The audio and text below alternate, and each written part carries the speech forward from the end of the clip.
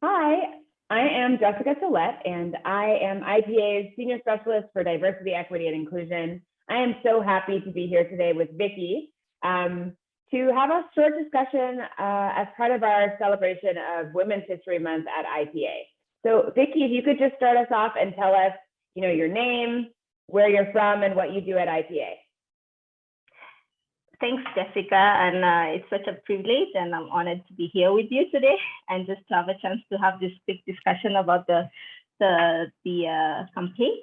So my name is Vicki Isika. I am currently serving as the Deputy Country Director for IPA Rwanda and Uganda. Originally, I'm from Kenya, but based here in Kigali, Rwanda. Yeah. Great. So let's just get started. The theme for International Women's Day this year is Break the Bias. What do you think IPA as an organization is doing to help break down stereotypes and bias against women? I think the first thing that comes to mind in terms of how IPA is really working hard towards breaking the bias is in the hiring process. And I'd like to speak maybe a little bit, particularly with regards to the leadership. Senior leadership. I see us as having 5 key leadership pillars. So the senior management team, global functional team, the regional, country, and sector leadership. And I think it's fair to say that across all these 5 pillars, we have, an average of 50% of women's representation across all of this. And being one who has joined IPA last July, I'm about 6 to 8 months old in IPA, I think I've witnessed about 3 to 4 either promotions, women's promotion, female promotions, or new recruits joining these core leadership pillars. And I think that clearly evidences IPA's commitment towards breaking the bias in the hiring process. Yeah. Mm-hmm. Great, thank you so much. So who are some of the women that inspire you most and why? I think one of the women that come to mind is Malala Yousafzai. Late last year, I had the privilege, together with my son, to read her book, I Am Malala. First time I read my book, of course, I knew who Malala is, maybe as most people do, but it was the first time reading her book.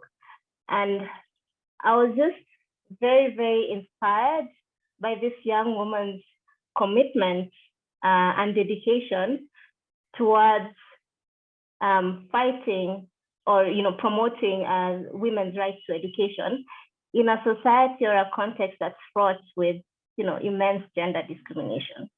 So I think her courage, her commitment, her dedication is truly what inspires me about this young woman. Great, thank you. Next question. So what role do you think that men play in helping to create gender equity around the world? I think the concept of engaging men as allies of women is one that, in my opinion, still quite catchy and one that's very, very relevant in today's world. And we've seen this through, we've seen adherence to this concept, to this particular concept, such as, like global men's movement, like, the White Ribbon campaign, where we see men and boys coming together to support women in ending, violence against them and young girls. And I think I have experienced this, or at least I've witnessed this firsthand in a more localized context here in Rwanda, but that was way back when in 2015, where I had this opportunity to really see how like a particular men's community-based organization was truly dedicated at the grassroots level, joining forces with women's groups and organizations in ending gender-based violence, sexual and gender-based violence against women and girls in rural and urban Rwanda. And I think all of this just speaks to the fact that gender equity is not a women's issue. It's a men's issue too. We cannot strive towards gender equity by leaving one half of the equation out. So half of the equation being men. So men and allies as allies is something that's relevant to today's society and today's world. Yeah. Great, thank you. Just to wrap us up, what message do you want to share to raise awareness around the importance of not just acknowledging women, but celebrating women? I think one of the ways in which we can celebrate women is spotlighting their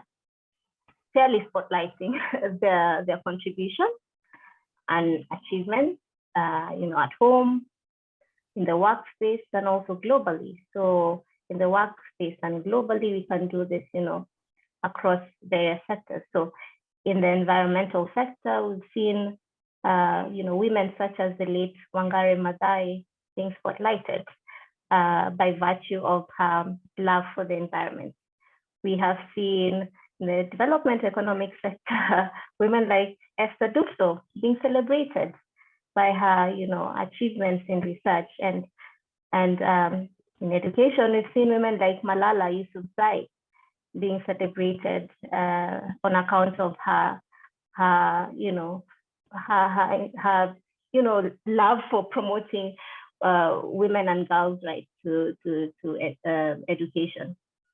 And I think, again, just going back to men as allies, arguably you'd say some of these women who've been spotlighted, at least for Malala in particular, we see men behind them. If you read her book, Malala, you see her dad, truly being an ally of women in going in the front lines to speak against, patriarchy in their country, and really encouraging her daughter not to shy away from, advancing, her right to education.